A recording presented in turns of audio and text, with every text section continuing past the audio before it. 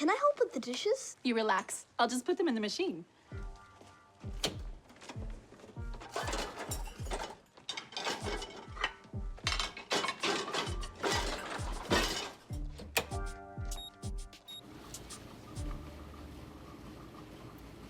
Why would you put dirty plates in the drying rack? That's just it, Eddie. It's not a drying rack. It's a dishwasher.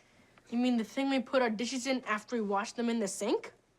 The drying rack. The one at Zach's house looked just like it, only it had buttons. Is that tape? The controls! What are you boys doing? We've had a dishwasher this whole time? Why haven't we been using it? Because it's wasteful. It makes you soft, and it's hard on the dishware. Chinese people respect their nice plates. That's why they're called China. But no dishwasher. Wash and dry dishes the usual way.